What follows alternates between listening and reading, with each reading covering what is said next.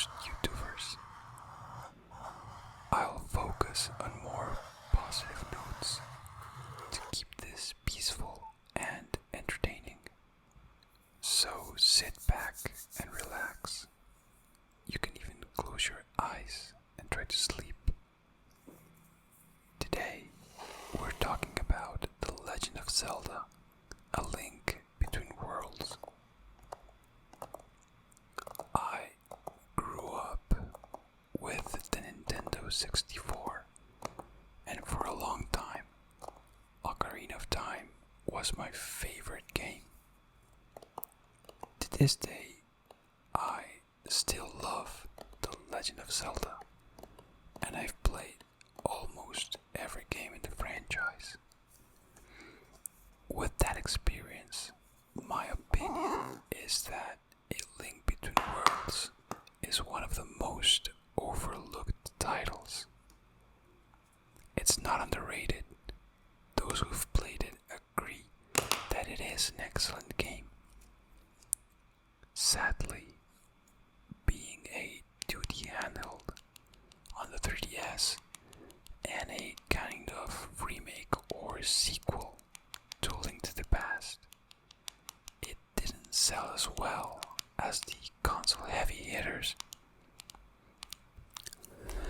I want to talk about the story, gameplay, and looks of A Link Between Worlds.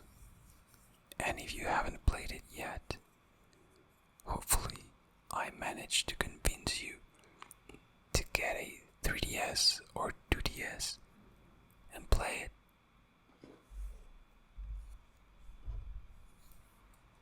Let's start with story and plot. Like I said before, A Link Between Worlds is both a remake and a sequel to the SNES's A Link to the Past.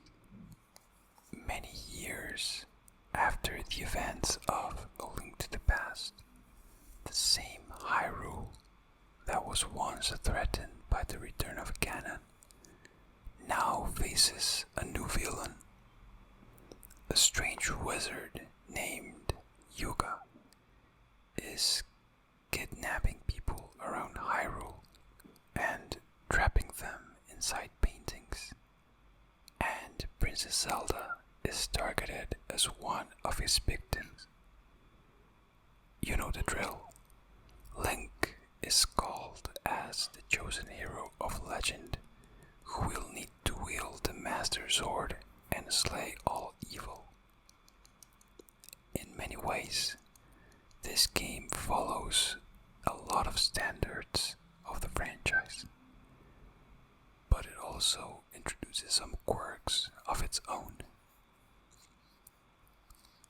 Early in the campaign, Zelda is captured by Yuga and taken to some kind of parallel universe where a princess named Hilda rules over the kingdom of Lorule, which seems like a dystopian version of Hyrule.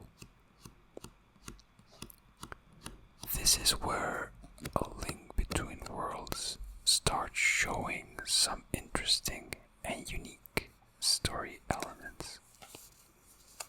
With Zelda trapped in a painting in Lorule, Hilda asks Link to gather all 7 sages in order to retrieve the Triforce and save Hyrule, Lorule, and Zelda from Yuga's evil plans. Apparently, Lorule lost his hero of legend, so it's up to Link to save 2 kingdoms. Traversing between 2 worlds is not new to the Zelda franchise. However, this time the parallel world is more than a story or gameplay gimmick. As decayed as Lorule looks, it still feels like a real kingdom with real characters survive and make a living. As a hero, your true motivation is to help these people restore their home. I feel this plot is less shallow than the usual. You need to save Zelda because it's your duty of most early Zelda games. And the most interesting characters are actually from Laurel. Yuga, Hilda, and others which I won't mention to avoid spoilers. These people are desperate, threatening, and fragile. And the game manages to successfully project this on the story. It's an interesting story and a decent plot with twists and a satisfying ending.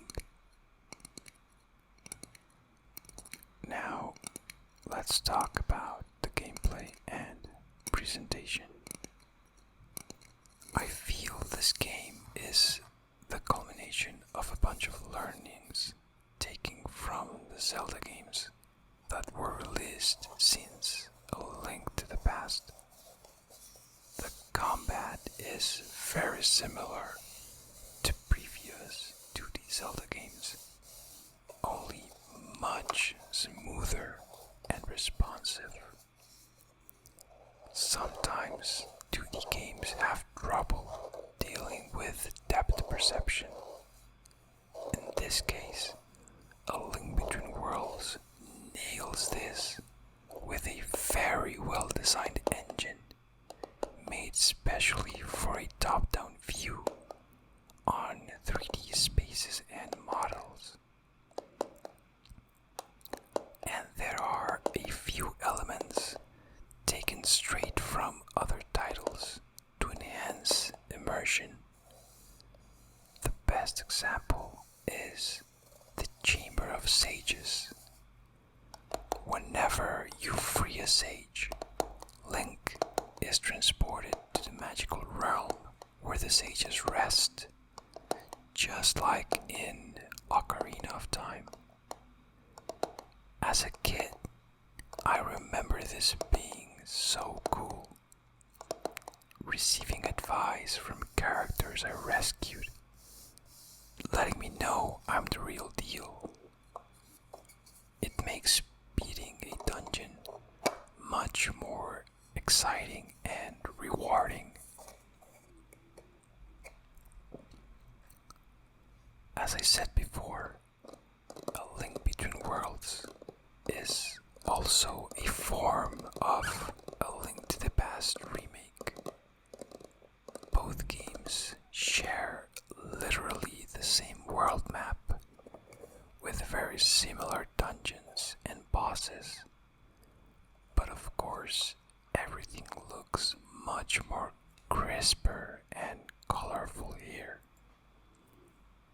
Gameplay wise, there are two huge differences that make this game a completely different and unique experience. One is how items are obtained, and the other is the game's whole special gimmick, wall merging. First, let's talk about items.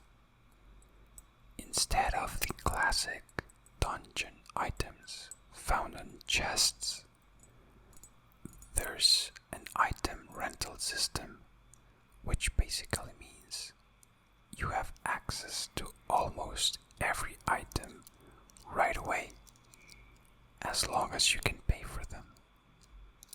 This is a brilliant addition for two reasons.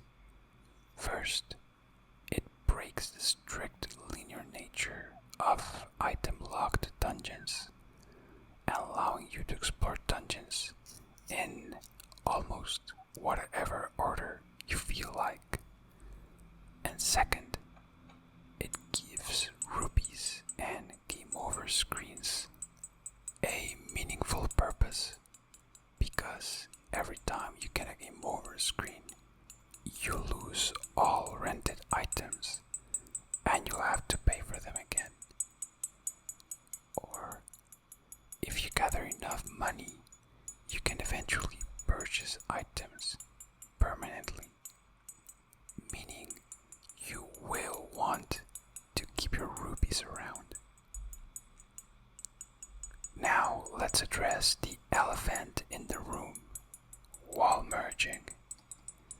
It's a great gimmick.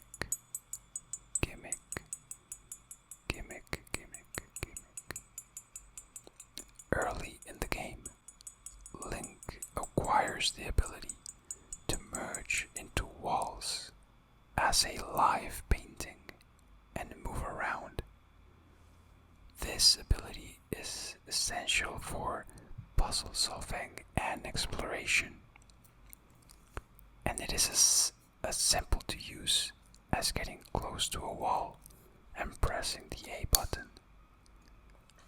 The level designers did a great job using this gimmick.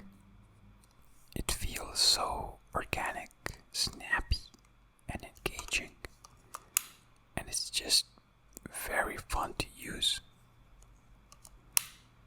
With improved graphics, controls, and the introduction of wall merging, I dare to say A Link Between Worlds is almost A Link to the Past, only better.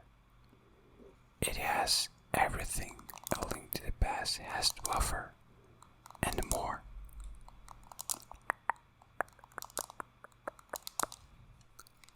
I feel Ocarina of Time did great as the first 3D Zelda game. And then there was no real innovation until Breath of the Wild. Meanwhile, ever since A Link to the Past, the few and smaller 3D Zeldas always bring something new to the table. And in my opinion, A Link Between Worlds is the best of them. I even like it more than most 3D Zeldas. If you like 2D adventure games, this title won't disappoint you. It has Nintendo's seal of quality. It looks amazing. It has a compelling story, and it's built around an excellent and original gameplay dynamic. I rate A Link Between Worlds as a 9 out of 10. To me, this is a must-play in the franchise. The only downside I find is that it lacks difficulty, even when playing in hero mode.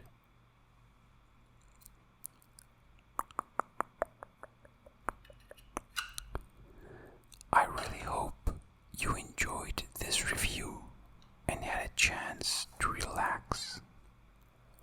Leave a comment if you'd like me to review any other Zelda game, and let me know which one is your favorite. Personally, I just love Breath of the Wild.